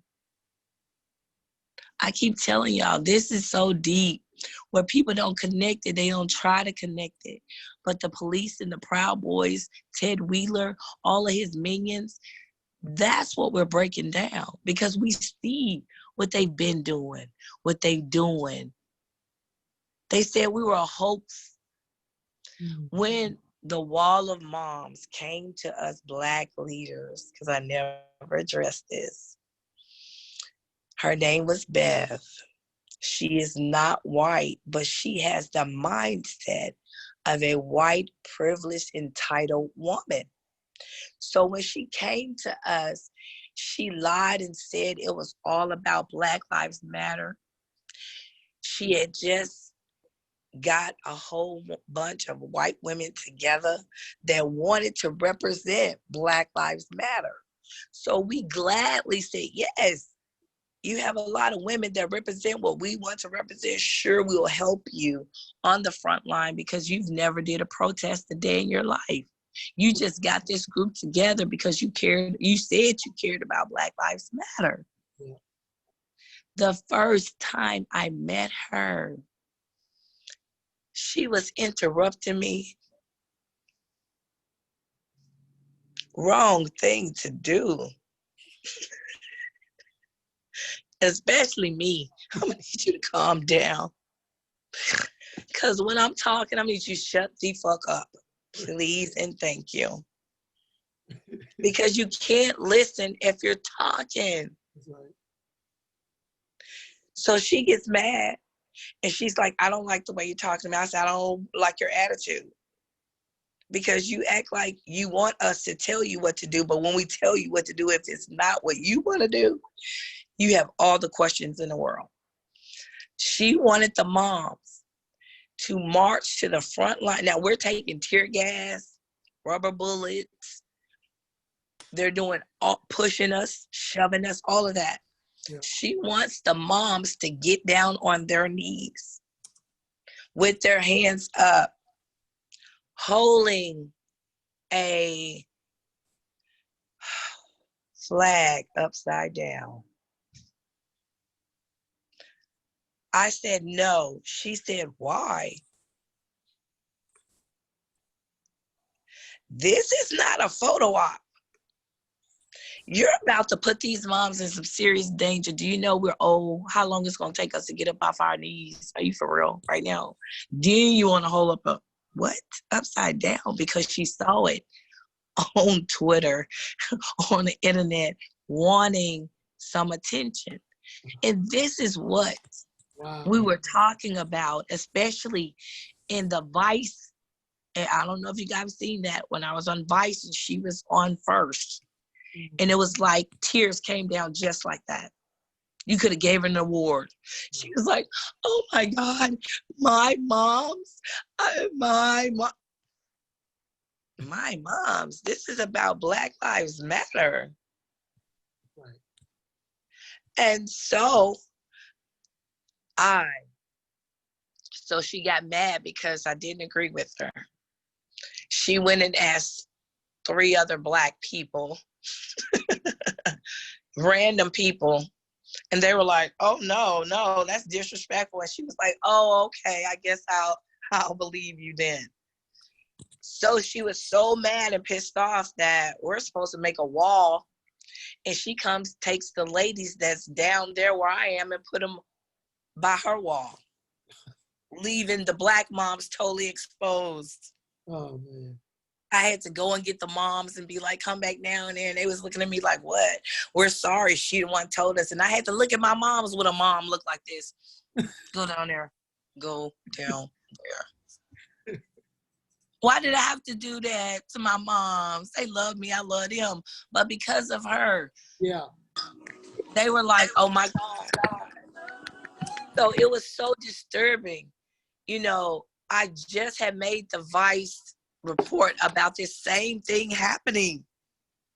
And she did the exact same thing. Not only she did it, but that night, her friend was over the extraction team.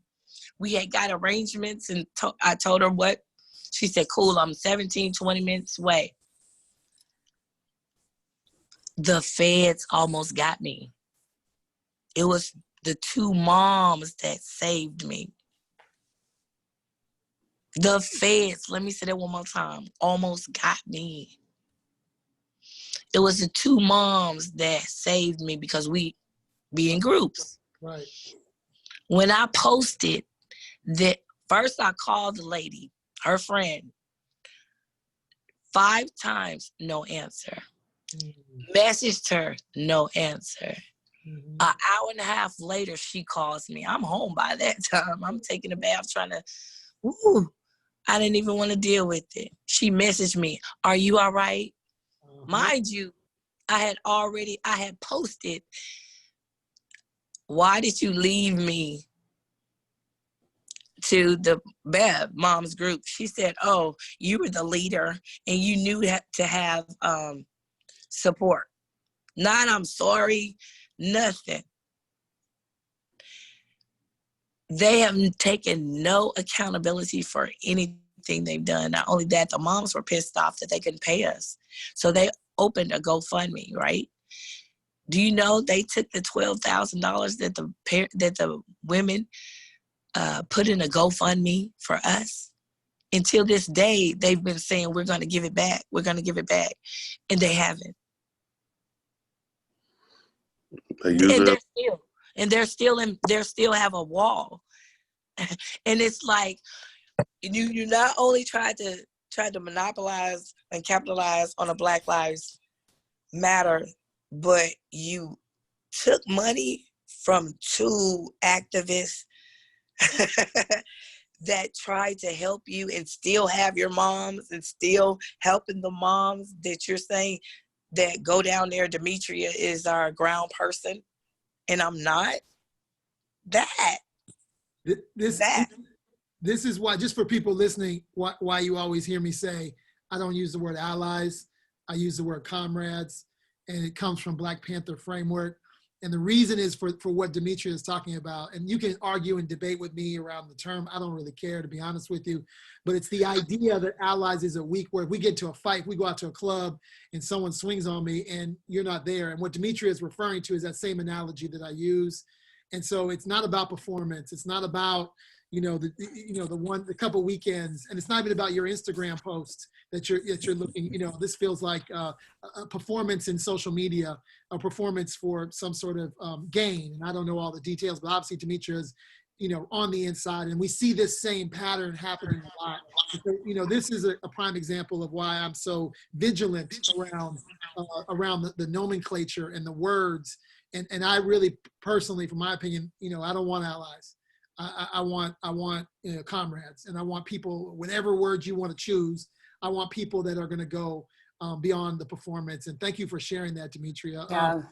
Can we go to Cecil if you have some last parting words, and then Stephen, and then we're gonna take some questions and do. Yeah, and then we have a closing meditation from Jordana in Thailand, just Yeah. because we've been going through a lot. This has been Yeah. beautiful and important, but very heavy. So Because one thing you. I just didn't get a chance to say. This is Gina. Can I say something? Oh, yes, Gina. Oh, sure. Gina. Hi, Gina.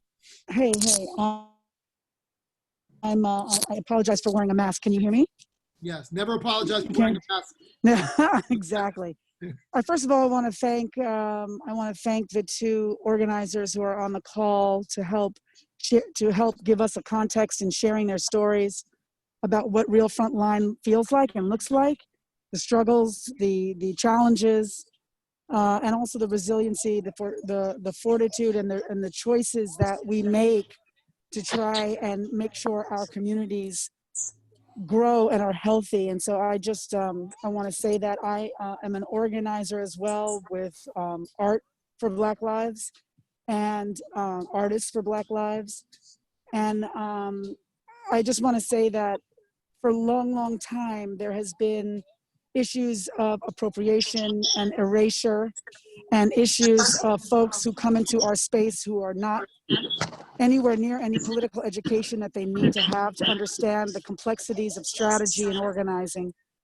And so we all have to be very mindful and very careful on who we align ourselves with, even in some sort of quote unquote allyship or comradeship, but really in the allyship space.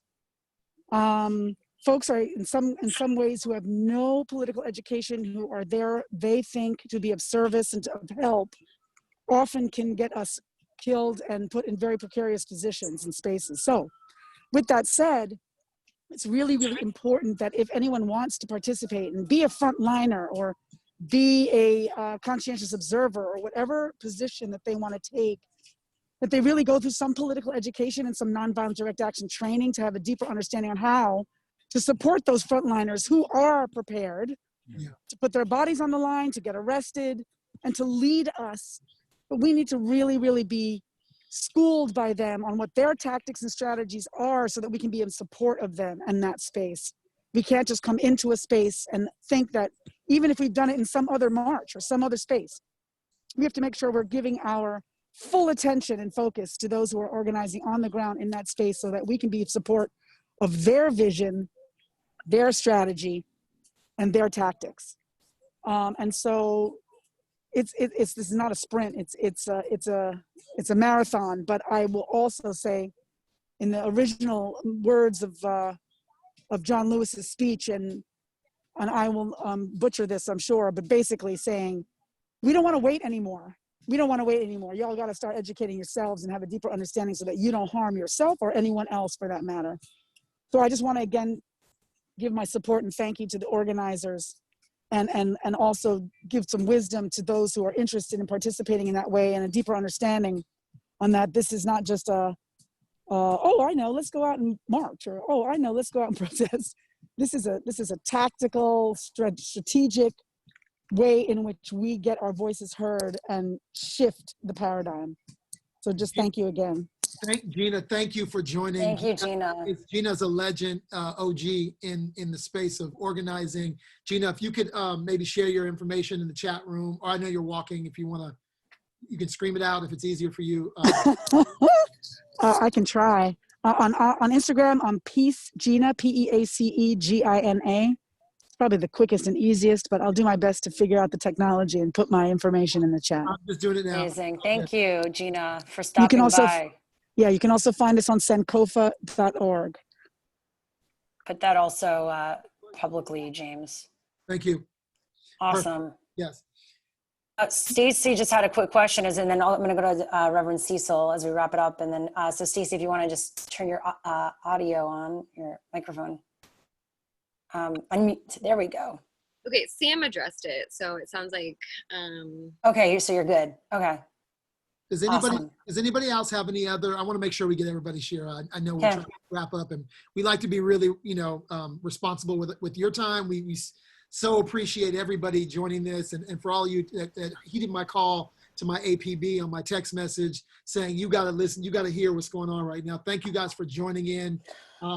If there's anybody else that has anything to share from the community. Yeah, and we'll go, well, oh, you could put it in the chat and then I'll go to you, but Reverend Cecil and then Stephen as we wrap up. Reverend. Okay. Hey, this has been a very powerful gathering, and I appreciate all the voices and all those who are involved in the struggle. I'm just reminded, as I heard over and over again, that this struggle is not a sprint, but it's a marathon. And I think for all of us to remember the words and the wisdom of our ancestors and what they mean for us. One person I look to is an organizer in the freedom struggle in the 60s. And she wasn't anyone who came from the best schools or had the best education or anything like that. She was a sharecropper, but yet was able to organize her community in such a powerful way that when in 1964, her community went and confronted the powers that be at the Democratic Convention in Atlantic City in 1964, her speech was so powerful that the President of the United States said, we have to do something to shut this woman up, so I'm going to have a press conference right now. He did that so that her voice wouldn't be heard, but she pressed on. So remember people such as Fannie Lou Hamer, who said, sometimes it seems like to tell the truth today is to run the risk of being killed. But if I fall, I'll fall 5 feet 4 inches forward in the fight for freedom. I'm not backing off. Let's follow the example of our ancestors and continue the struggle. Thank you. Wow. Powerful. Stephen? Yeah, I think, I don't want to repeat what other people have said. I'll just say this. To your point about allies, I like to say that we need accomplices right now, people that have skin in the game, something to lose. And there's a role for everybody. I'm an economist by training, and I often say follow the money.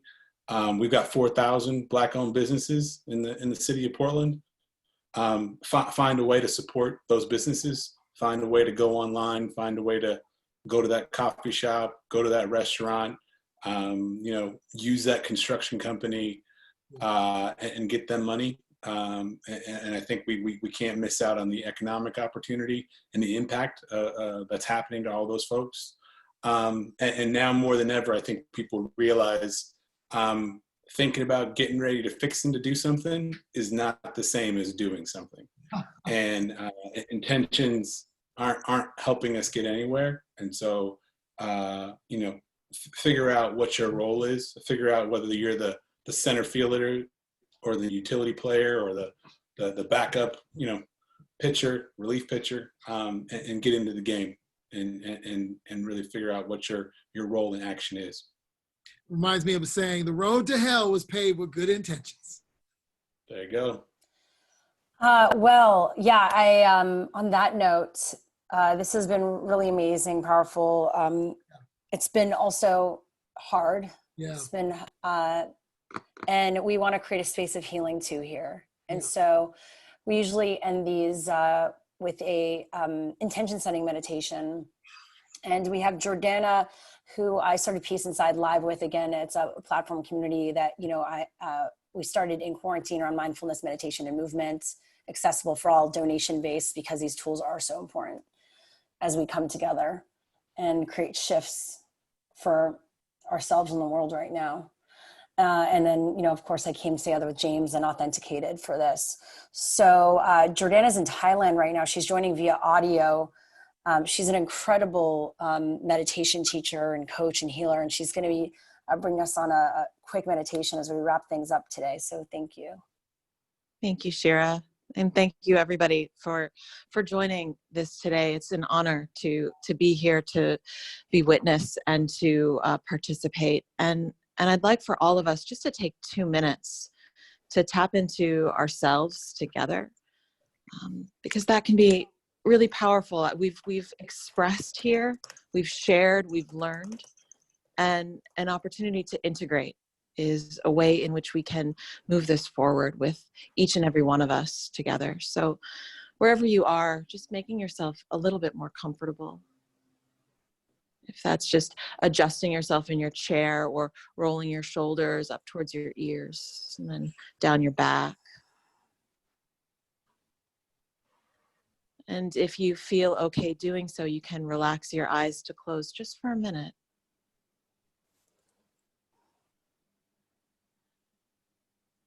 And here, see if you can lengthen your breath, if you can take a deeper breath in.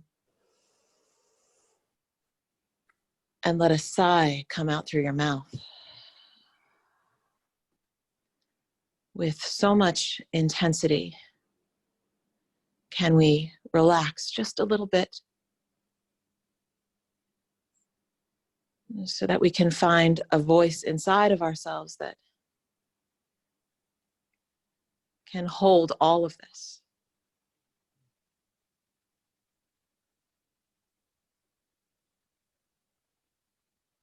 For even if you spoke nothing this evening, if there was nothing that you shared, but you were here listening, to know that this is also a way towards healing.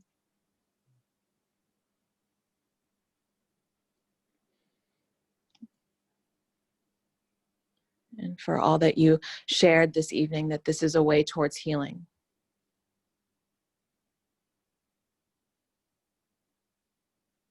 And that every deep breath that we take together moves us forward towards skillful action. That's what we're here for.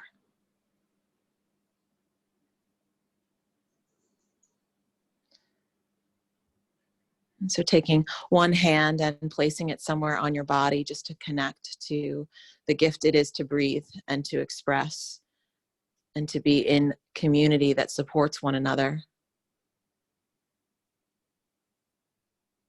We connect to ourselves, we connect to one another. We connect across time and space. And simply saying the words to yourself in your mind, thank you.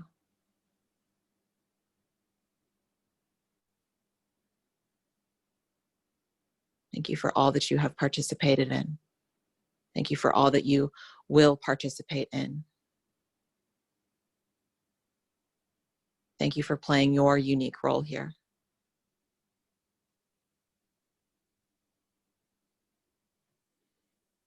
And we'll all take one deep collective breath in together. Breathe all the way in and up. The biggest breath you've taken all day, filling up with perhaps even 5% more new energy, new life, new motivation, and holding this breath. Just holding for a moment. And then letting it go. Big sigh.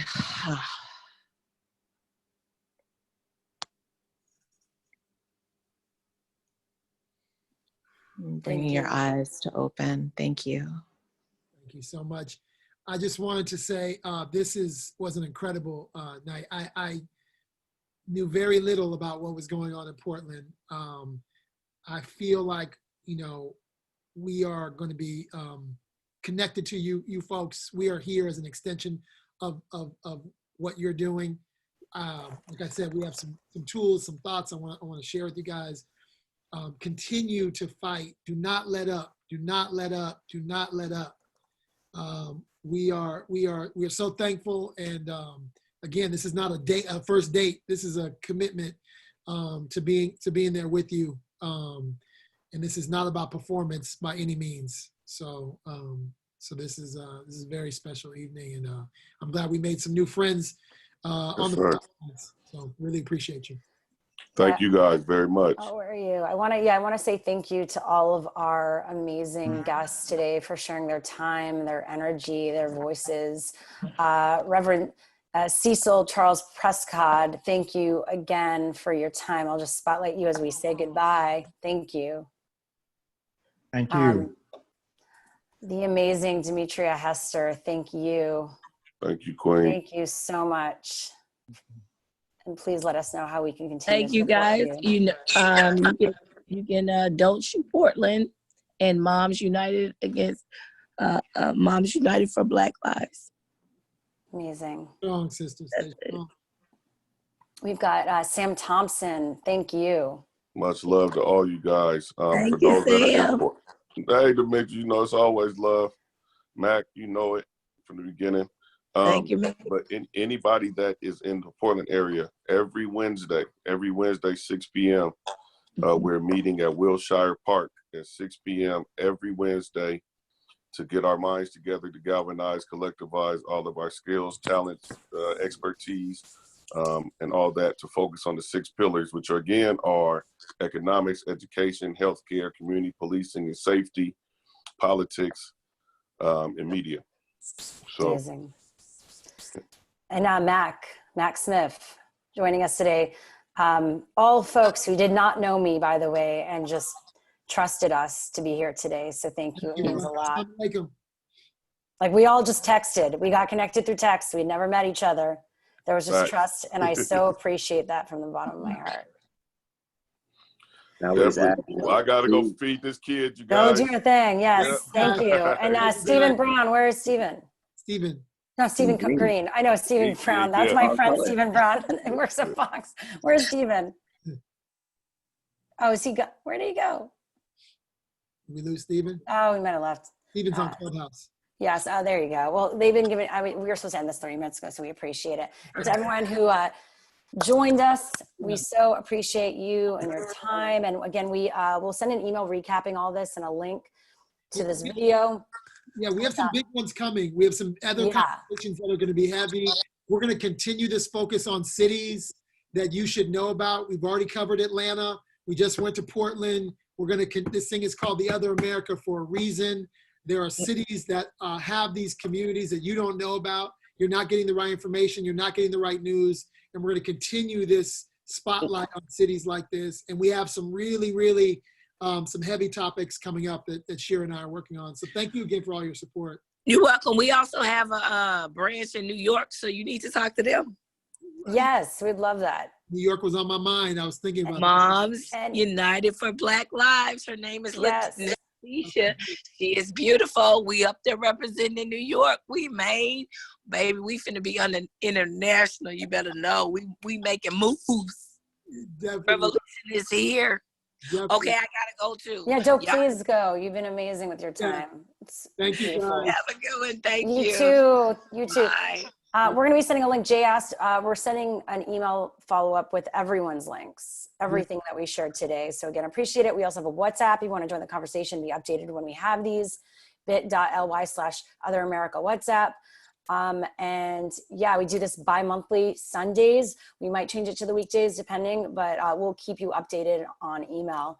And that's about it. And typically we just sign off, and as everyone says goodbye, you can hang out, and we just kind of hang out as everyone leaves. We'll stay till the lights go off. Yes, but thank you. Have a beautiful week and Sunday. Yes. And say blessings to everyone. Thank you. Thank you. Thank you. Bye, Peace. Reverend. Bye. Bye, Cecil. Yes, thank you. Thank you, sir, for joining. Thank you, Carrie. Shira's mama. Yeah, my dad's here too. Great platform, y'all. Keep it going. Oh, Sir Bailey, thanks. Sir Bailey, thank you, sir. Hey, Mark. Sorry, Dad. You're hilarious. Thanks, Jordana, for jumping in. Hey, how's it going? Happy belated birthday. Good. I was just relaxing, listening to all the great information that was coming. Yep. It was a special one. That, Yeah. It really was.